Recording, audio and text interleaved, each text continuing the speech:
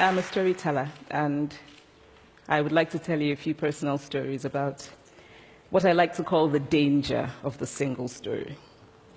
I grew up on a university campus in eastern Nigeria. My mother says that I started reading at the age of 2, although I think 4 is probably close to the truth. So I was an early reader, and what I read were British and American children's books. I was also an early writer.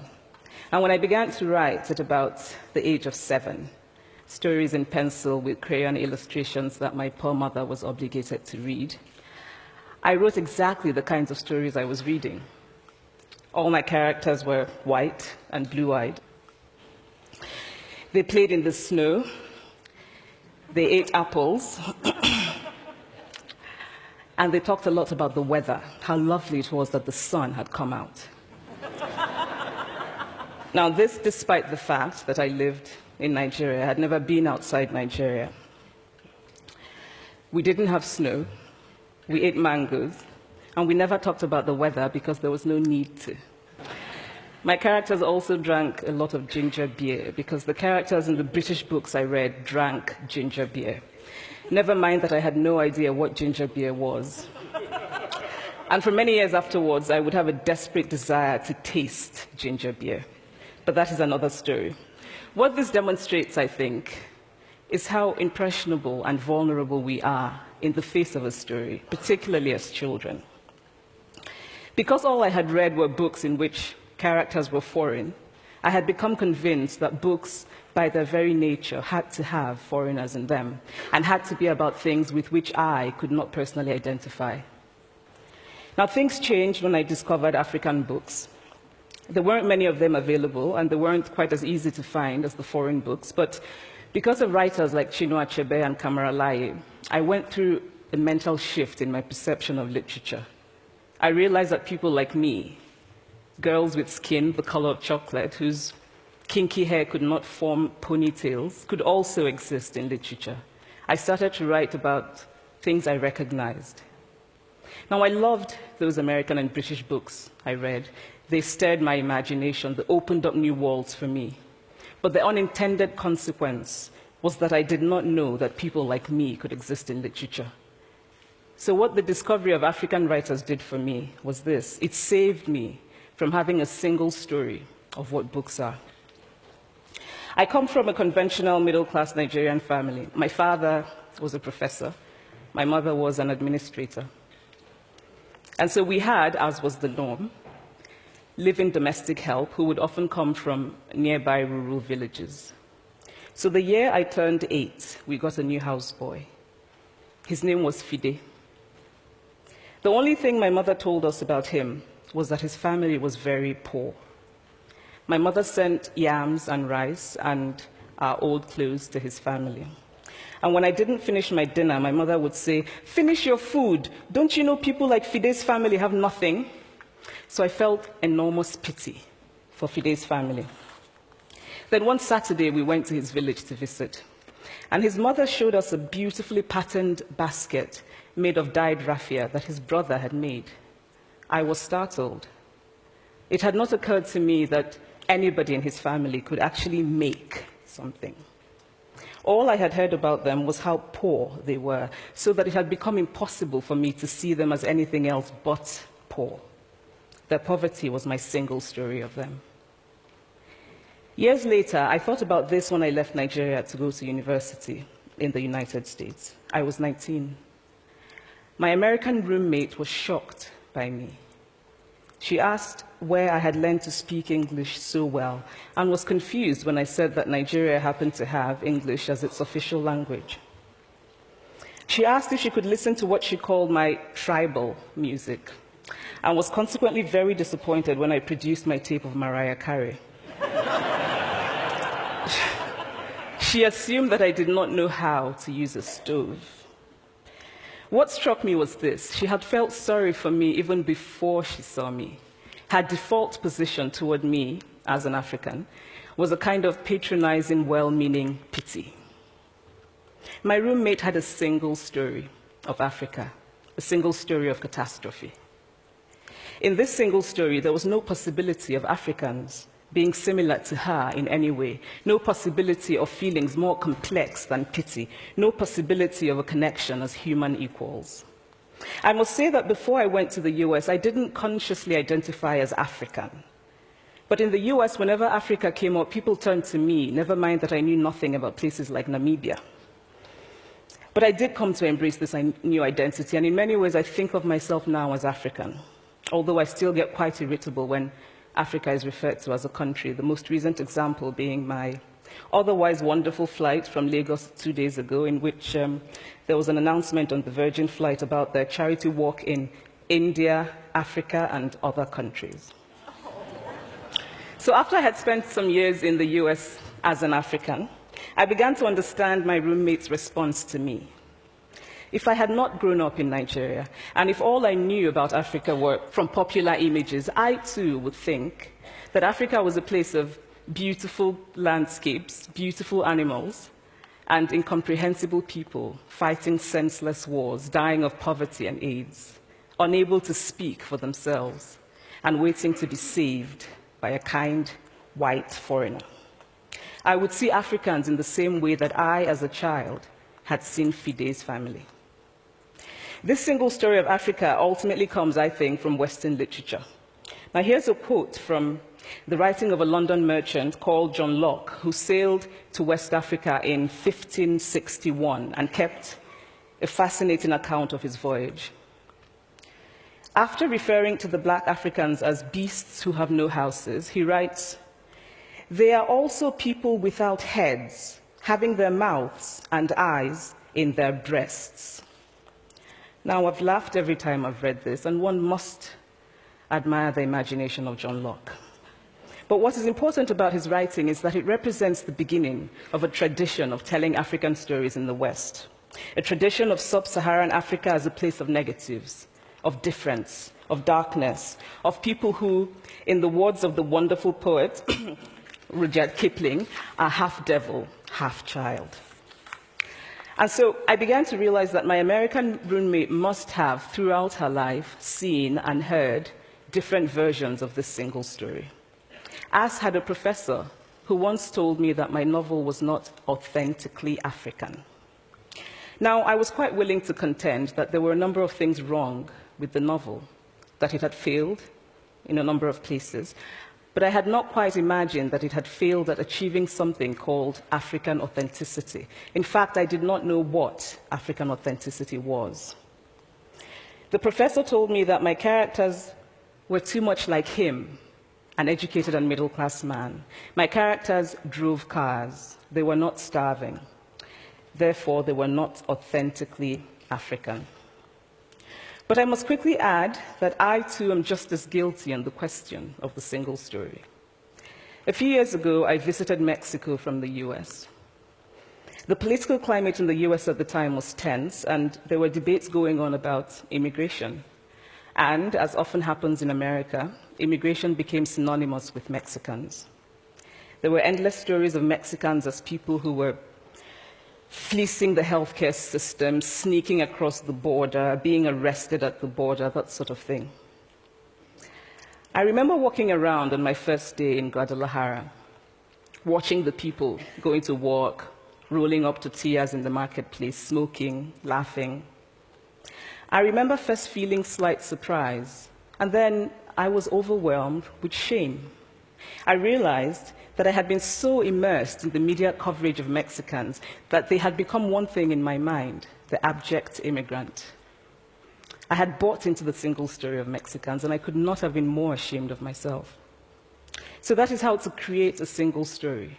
Show a people as one thing, as only one thing, over and over again, and that is what they become.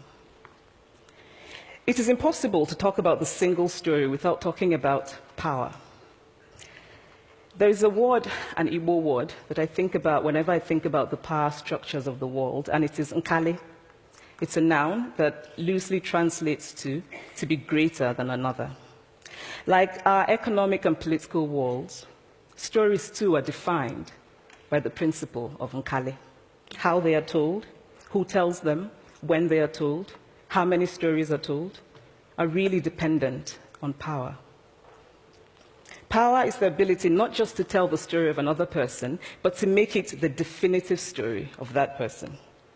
The Palestinian poet Mourid Barghouti writes that if you want to dispossess a people, the simplest way to do it is to tell their story and to start with secondly. Start the story with the arrows of the Native Americans and not with the arrival of the British, and you have an entirely different story. Start the story with the failure of the African state and not with the colonial creation of the African state, and you have an entirely different story. I recently spoke at a university where a student told me that it was such a shame that Nigerian men were physical abusers like the father character in my novel. I told him that I had just read a novel called American Psycho, and that it was such a shame that young Americans were serial murderers. Now,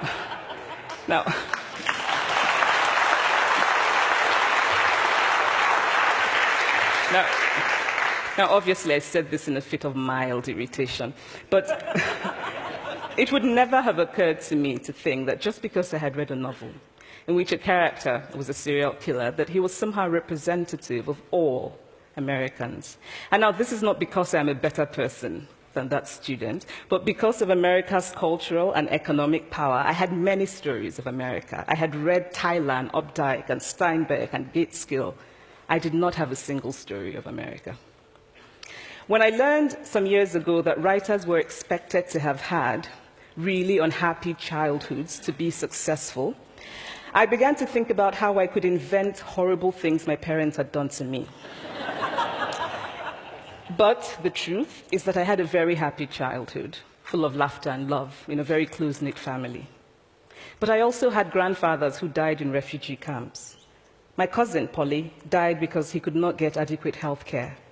One of my closest friends, Ukuloma, died in a plane crash because our fire trucks did not have water. I grew up under repressive military governments that devalued education so that sometimes my parents were not paid their salaries. And so as a child, I saw jam disappear from the breakfast table. Then margarine disappeared. Then bread became too expensive. Then milk became rationed. And most of all, a kind of normalized political fear invaded our lives. All of these stories make me who I am. But to insist on only these negative stories is to flatten my experience and to overlook the many other stories that formed me. The single story creates stereotypes, and the problem with stereotypes is not that they are untrue, but that they are incomplete. They make one story become the only story. Of course, Africa is a continent full of catastrophes, the immense ones, such as the horrific rapes in Congo, and depressing ones, such as the fact that 5,000 people apply for one job vacancy in Nigeria. But there are other stories that are not about catastrophe, and it is very important, it is just as important to talk about them. I've always felt that it is impossible to engage properly with a place or a person without engaging with all of the stories of that place and that person. The consequence of the single story is this: it robs people of dignity. It makes our recognition of our equal humanity difficult. It emphasizes how we are different rather than how we are similar. So what if before my Mexican trip, I had followed the immigration debate from both sides, the US and the Mexican? What if my mother had told us that Fide's family was poor and hardworking? What if we had an African television network that broadcast diverse African stories all over the world, what the Nigerian writer Chinua Achebe calls a balance of stories? What if my roommate knew about my Nigerian publisher, Mukhtar Bakare, a remarkable man who left his job in a bank to follow his dream and start a publishing house? Now, the conventional wisdom was that Nigerians don't read literature. He disagreed. He felt that people who could read would read if you made literature affordable and available to them. Shortly after he published my first novel, I went to a TV station in Lagos to do an interview. And a woman who worked there as a messenger came up to me and said, "I really liked your novel. I didn't like the ending. Now you must write a sequel, and this is what will happen." And she went on to tell me what to write in the sequel. Now, I was not only charmed, I was very moved. Here was a woman, part of the ordinary masses of Nigerians who were not supposed to be readers. She had not only read the book, but she had taken ownership of it and felt justified in telling me what to write in the sequel. Now, what if my roommate knew about my friend, Fumi Yonda, a fearless woman who hosts a TV show in Lagos and is determined to tell the stories that we prefer to forget? What if my roommate knew about the heart procedure that was performed in the Lagos hospital last week? What if my roommate knew about contemporary Nigerian music, talented people singing in English and Pidgin and Igbo and Yoruba and Ijo, mixing influences from Jay-Z to Fela to Bob Marley to their grandfathers? What if my roommate knew about the female lawyer who recently went to court in Nigeria to challenge a ridiculous law that required women to get their husband's consent before renewing their passports? What if my roommate knew about Nollywood, full of innovative people making films despite great technical odds, films so popular that they really are the best example of Nigerians consuming what they produce? What if my roommate knew about my wonderfully ambitious hair braider who has just started her own business selling hair extensions? Or about the millions of other Nigerians who start businesses and sometimes fail, but continue to nurse ambition? Every time I am home, I am confronted with the usual sources of irritation for most Nigerians: our failed infrastructure, our failed government, but also by the incredible resilience of people who thrive despite the government rather than because of it. I teach writing workshops in Lagos every summer, and it is amazing to me how many people apply, how many people are eager to write, to tell stories. My Nigerian publisher and I have just started a nonprofit called Farafina Trust, and we have big dreams of building libraries and refurbishing libraries that already exist and providing books for state schools that don't have anything in their libraries, and also of organizing lots and lots of workshops on reading and writing for all the people who are eager to tell our many stories. Stories matter. Many stories matter. Stories have been used to dispossess and to malign, but stories can also be used to empower and to humanize. Stories can break the dignity of a people, but stories can also repair that broken dignity. The American writer Alice Walker wrote this about her southern relatives who had moved to the north, and she introduced them to a book about the southern life that they had left behind. They sat around reading the book themselves, listening to me read the book, and the kind of paradise was regained. I would like to end with this thought, that when we reject the single story, when we realize that there is never a single story about any place, we regain a kind of paradise. Thank you.